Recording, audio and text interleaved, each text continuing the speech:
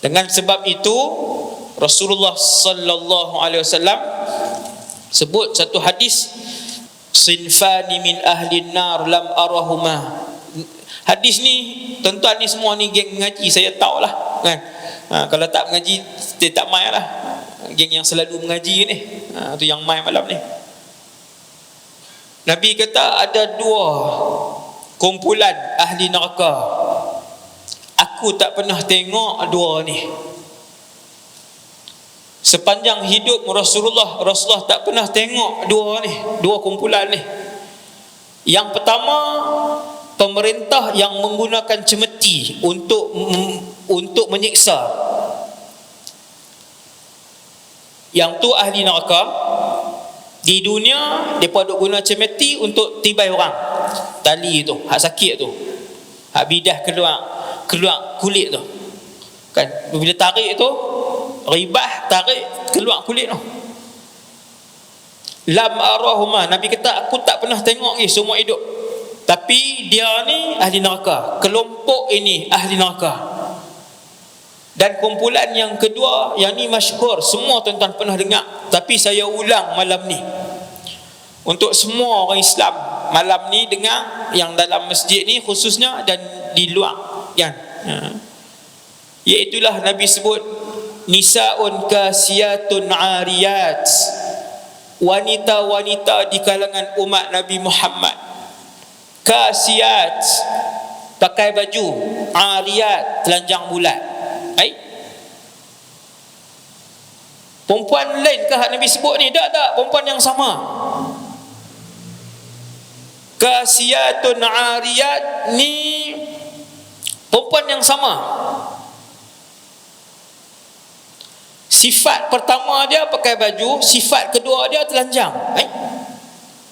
Apa ni? Subhanallah. Tuan-tuan tahu apa dia? Maksudnya hak macam yang kita tengok hari ni. Yang pertama pakai jubah, tapi jubah tu dia transparent, kulit pun boleh nampak. Ada tak? Ada.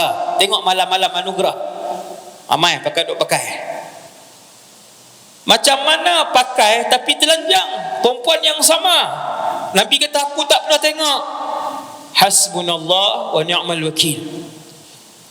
Dia pakai baju, punyalah ketat, semua lurah, semua bentuk nampak di tubuh dia. Ni dia hak Nabi sebut kasiyat ariyat, pakai baju tapi telanjang.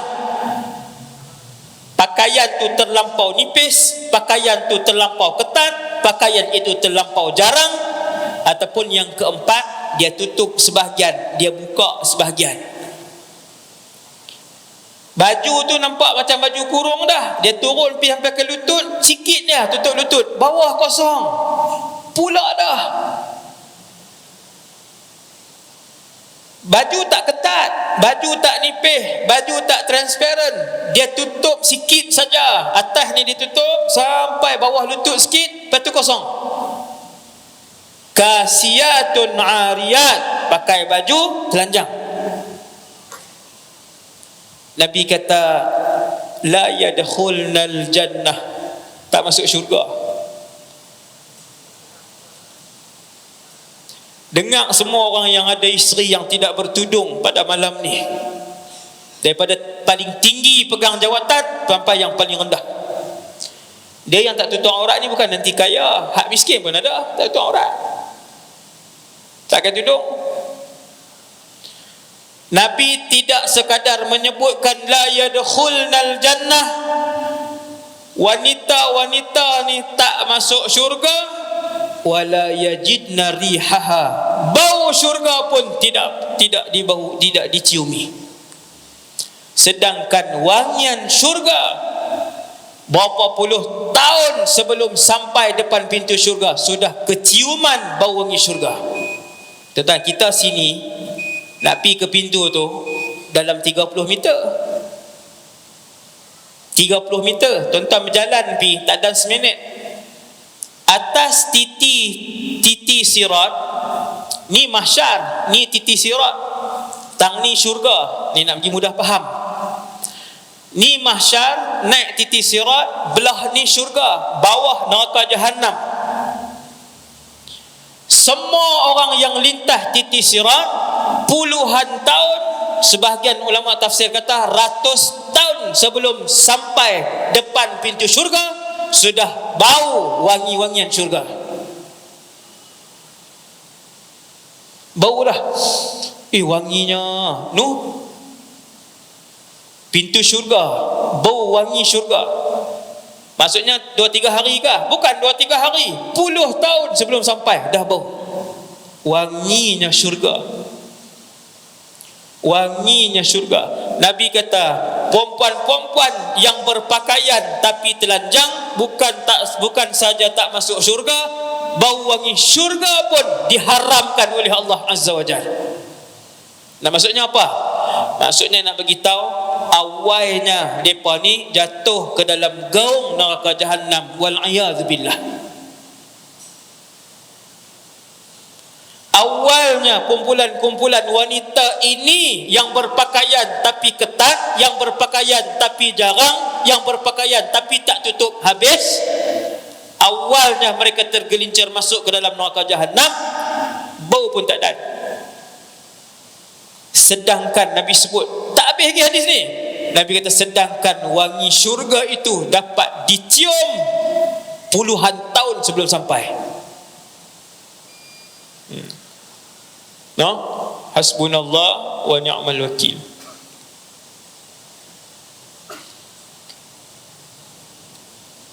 Mesti ajang anak perempuan dan anak lelaki tutup aurat. Saya pernah tengok orang, anak dia umur 11, perempuan, tak pakai tudung keluar.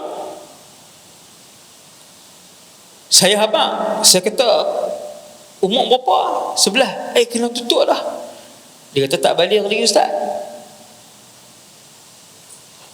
Subhanallah, umur 11 tak ajak lagi, nak ajak umur berapa? Nabi suruh ajak anak-anak semayang umur 7. Maka samalah, kata para ulama, qiyas kepada hak lain. Kalau puasa tak apa, lewat sikit kan, tapi boleh nak ajak. Saya pernah tengok satu keluarga, anak-anak dia 7 semua puasa penuh, bukan sekali. Boleh, tak sakit. Anak dia 7 orang, kesemua anak dia umur 7 tahun berpuasa 30 hari. Orang kata sakit kan? Tak sakit. Bukan kita umur 9 sekarang hari. Panggil apa kat umur 9, anak umur 9 panggil apa? Panggil baby. La ilaha illallah. Hasbunallah wa ni'mal. Panggil baby. Betul kawan tu duk kata baby. Umur 8. Yang ni bukan contoh tuan lah. Yang ni yang saya nampak dengan mata kepala saya sendiri. Panggil baby kat anak besar tu. Jangan lewat. Anak yang diajar untuk menutup aurat, laki-laki ataupun perempuan. Kalau anak laki-laki, jangan ajak pakai keseluar ketat, jangan ajak pakai seluar pendek, ajak pakai seluar longgang lah, siap-siap, dan ajak seluar panjang bermula daripada umur 7. Ni lepas dah saya punya tanggungjawab kan. Semua daripada yang paling tinggi jawatan dalam sebuah negara sampailah yang paling rendah yang tak ada jawatan. Begini yang diajarkan oleh Rasul kalian yang menjadi utusan Allah Subhanahu wa taala. Nabi yang mai bagi tahu kehendak Allah. Bila Nabi kata ajang umur 7, maklumat ajang umur 7 tu mai daripada Allah Subhanahu wa taala. Apa bukti dia? Wa ma yantiqu 'anil hawa. Muhammad tidak pernah bertutur daripada hawa nafsunya. In huwa illa wahyun yuha. Setiap perkataan yang keluar dari mulut Muhammad adalah wahyu. Yang bagi tahu umur 7 tu siapa? Allah Jalla Jalaluh. Ikutlah tuan-tuan, ikut. Sebab tu saya tengok dalam hidup saya sendiri, mereka yang ajak anak untuk semayang umur 7 walaupun pak tu meninggal awal, anak baru umur 12, anak tu bila azan dia akan pergi masjid untuk semayang. Ayah dah meninggal dah. Sebab ayah heret tangan anak mai ke masjid daripada umur 7 tahun. Sama aurat. Banyak orang Malaysia umur 9, anak perempuan tak tutup aurat lagi, tak ajang lagi. Dia kata muda lagi ustaz, kecil lagi. Dia nak tunggu jadi buluh, dia nak tunggu jadi besar, lambat. Dia mesti daripada rebung.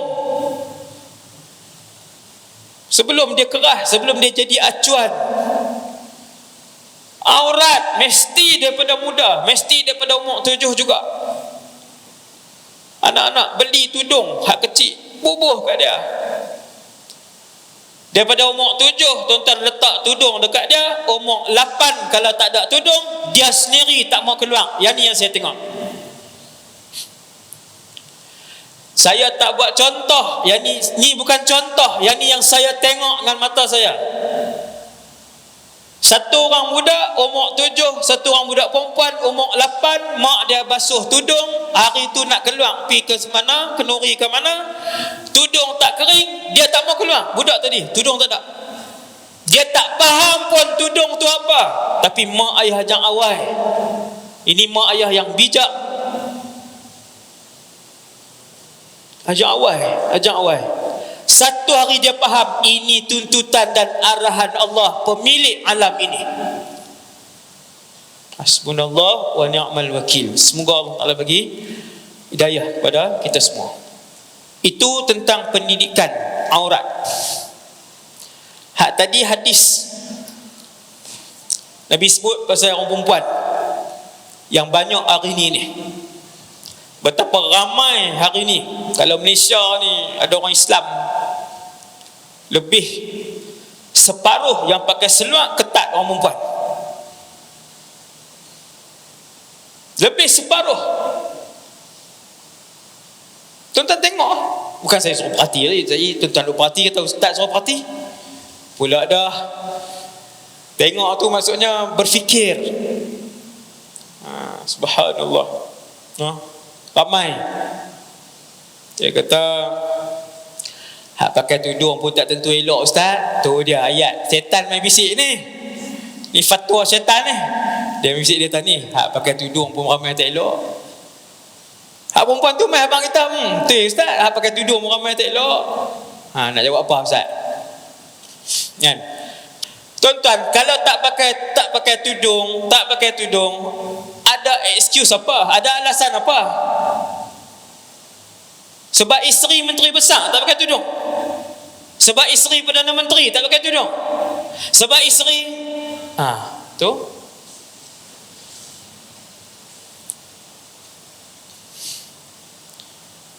Memang hak pakai tudung pun tak semua tentu baik, betul. Tapi kalau mati dua orang ni, satu hak pakai tudung, satu hak tak pakai, kita tak tahu apa amalan mereka di belakang. Hak tak pakai ni confirm disiksa oleh Allah Azza wa Jalla, confirm. Sebab memang jelas dia buat maksiat. Memang jelas dia melakukan maksiat dan kemungkaran. Tak boleh timbang-timbang apa dah. Subhanallah wa ni'mal wakil.